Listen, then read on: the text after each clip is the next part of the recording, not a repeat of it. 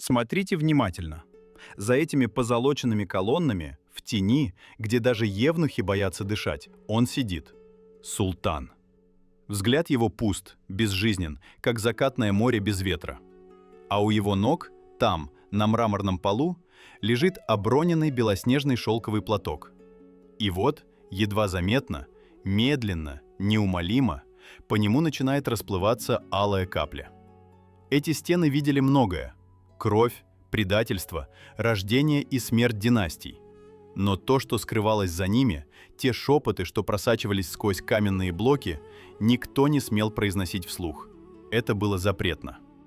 Они говорят, что самый могущественный султан Османской династии, тот, чье имя заставляло дрожать мир от востока до запада, совершил лишь одну истинно смертельную ошибку. Не на поле битвы, не в политической интриге с визирями. Нет, его роковое заблуждение было в дозволении. Он позволил женщине не просто войти в его сердце, занять место в его ложе, стать матерью его наследников. Этого было бы недостаточно. Он позволил ей забрать себе его душу. Она стала невидимой дланью, оплетающей империю, шелковой нитью, что управляла марионеткой на троне. Поймите, не любовь это была. Любовь — лишь еще одна слабость для тех, кто правит. Это было поглощение, яд, медленно, но верно, проникающий в саму кровь династии. Она была тенью, что отбрасывала себя на все его решения, на каждый указ.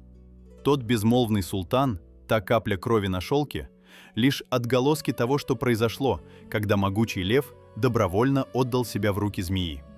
И она, с ее молчанием, с ее присутствием, стала истинной правительницей, архитектором величайшей измен, рожденной из самого глубокого доверия. They say empires are built on blood and steel, but I have watched them crumble, not by the sword, but by the whisper. In the gilded cage of the Sultan's seraglio, where thousands of women bloomed and withered, few understood this truth. Each corridor a silent river of rivalries, each curtain a shroud for ambitions. Here, beauty was a fleeting currency, easily spent, easily forgotten. Power, however, power was forged in the unseen crucible of the mind. She arrived, a nameless shadow amidst a sea of captives, her origin irrelevant, her future, by all accounts, destined for obscurity. No illustrious bloodline flowed in her veins, no ancient name echoed through the halls of history. Yet, even then, a certain stillness clung to her, a potent silence that set her apart. While others vied with painted smiles and desperate dances, she watched, she listened. Her eyes, dark pools reflecting every shift in the hierarchy, every flicker of fear in another's gaze. She learned the rhythms of the palace, the subtle language of the eunuchs, the precise moment a sultan's temper might fray or his interest awaken. The sultan, a man accustomed to the fleeting pleasures of countless beauties, saw in her, perhaps, a peculiar grace, an enigma. He sought diversion, she, a foothold. He saw her as a fleeting curiosity, a transient bloom in his vast garden of pleasures. A common blindness, this, among men who hold boundless power. This was his first, and perhaps his deadliest mistake. For the truly dangerous women, you see, do not clamor for attention, but rather command it with a stillness so profound it stills the breath of the unwary. Her rise was not a sudden blaze, consuming all in its path, but a slow, insidious dawn. It began with small, almost imperceptible acts, like drops of poison subtly altering the landscape of the court. A perfectly timed word. A question posed with disarming innocence that planted seeds of curiosity.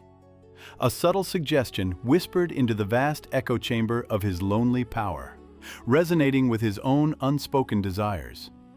She mastered the art of observation, not just of him, but of the entire intricate web spun around him, the loyalties, the fears, the unspoken grievances.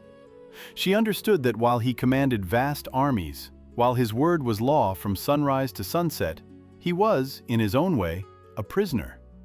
A prisoner of his desires, his traditions, his very title, and the intricate, demanding dance of power. And then came the gift.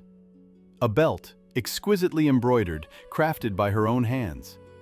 Not with the vibrant, passionate hues of a lover, but with the subtle, intricate patterns of a strategist. Dark silk, interwoven with threads of silver and gold, depicting symbols of strength and loyalty. He fastened it around his waist, the rich fabric cool against his skin, a symbol, he believed, of humble adoration, a testament to her unique skill. But to my eyes, watching from the deepening shadows of the chamber, it was no mere adornment. It was the first knot, a silken noose, tightening imperceptibly yet irrevocably around his very being, binding him not with chains, but with threads of his own indulgence and blind trust. He had invited her into his most personal space, into his confidence, not merely his bed. He saw in her an exotic flower, captivating in its delicate beauty, not knowing that its roots were already entwining his throne, slowly, inexorably, suffocating the very foundations of his dominion, drawing strength from the fertile soil of his unsuspecting heart. Her victories were not heralded by trumpets, but by the sudden silence that followed a rival's disappearance, the subtle shift in a chamberlain's loyalty, the quiet assent of her own confidants.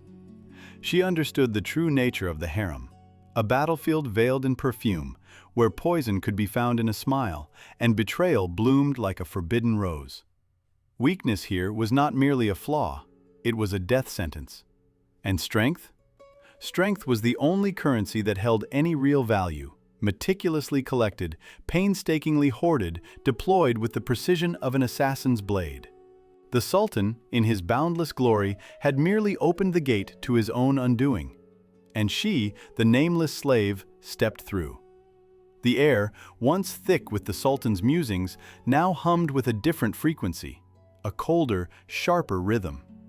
The whispers grew more urgent, the shadows in the vast chambers seemed to lengthen, swallowing the last vestiges of imperial light.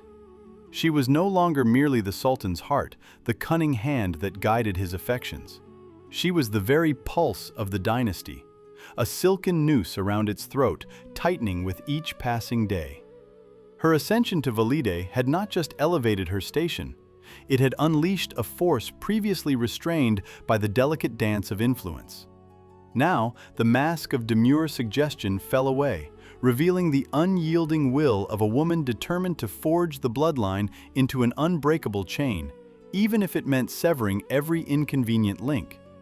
The game had escalated, transforming from a subtle chess match into a brutal, swift strike of a scimitar. The Grand Vizier, a man whose gray beard had witnessed decades of imperial decree, now found his voice trembling in meetings. His gaze, accustomed to commanding respect, now nervously darted towards her veiled figure at the edge of the divan. She did not raise her voice, did not even need to move. Her eyes, cool and piercing, were enough. A word, a mere inflection, could reroute armies, reshape borders, condemn men to oblivion.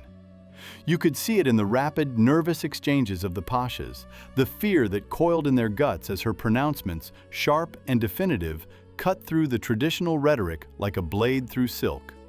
Her will, stark and undeniable, now outweighed the collective wisdom of the empire's most seasoned statesmen. Take, for instance, the decree concerning the allocation of provincial revenues. A matter of state, meticulously drafted, stamped with the Sultan's own signet. Yet, when it reached the treasury, a single, faint crack in the imperial seal was noticed, almost imperceptible. A tiny alteration, a clause subtly shifted, diverting immense wealth from one burgeoning faction to another, bolstering her own growing network of loyalists. No one dared question it. No one dared even speak of the original text. The silent message was clear. Her hand, unseen, was now the truest seal of the realm. And then there was the matter of Prince Osman. A vibrant young man, barely beyond boyhood, whose intelligence and popularity had, perhaps, shone too brightly. A potential rival, a future shadow upon her own son's claim. One moonless night, the prince simply vanished. Not a trace, not a struggle, only the lingering scent of jasmine and a chilling silence that descended upon the palace wing. The guards spoke of nothing. The servants averted their eyes. No one dared to utter his name again. A thread of the bloodline, deemed superfluous, had been cut, leaving no knot, no trace, only an absence that resonated like a scream echoing in an empty well. The betrayal spread through the palace like a silent poison, not just against distant rivals, but within the very fabric of her own extended family. Cousins who harbored ambitions, aunts who dared to question her influence, even those who merely possessed too much information or too keen an eye, they all fell. Some were married off to distant, forgotten lands. Others found their cups tainted with an unexplained illness. The fortunate ones merely disappeared, their wealth confiscated, their names erased from the court registers. She pruned the family tree with a gardener's ruthlessness, ensuring only the branches she nurtured would bear fruit. The Sultan, my friends, was a ghost in his own court. His eyes still saw the gleaming tiles, the intricate tapestries, the bowing figures. But his heart? His heart no longer felt the insidious creep of this new reality. His eyes saw, but his heart already felt that it was not his will governing the empire. His decrees were her echoes, his smile a reflection of her satisfaction, his anger a shadow of her displeasure.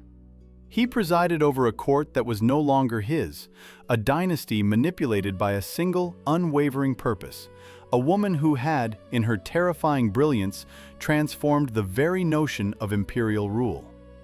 The Sultan's deadliest mistake had indeed been the woman who now ruled him, and through him, everything.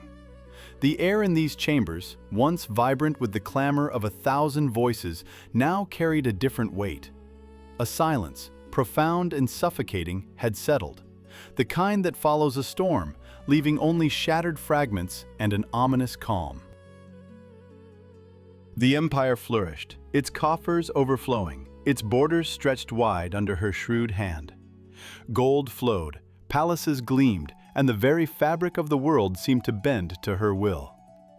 But what price, tell me, was paid for such splendor? Look closely. Do you see the Sultan there, by the latticed window? His gaze, once alight with ambition, now holds the weary resignation of a man who has witnessed his own slow unraveling. He raises the crystal cup to his lips, the ruby sherbet glistening, sweet and cool. But watch him. Observe the flicker in his eyes. For him, every sip is a reminder of the insidious truth that now permeates his days. Not the crude poison of a jealous rival, no. This is a far more refined torment. The poison of concessions. The venom of a will surrendered.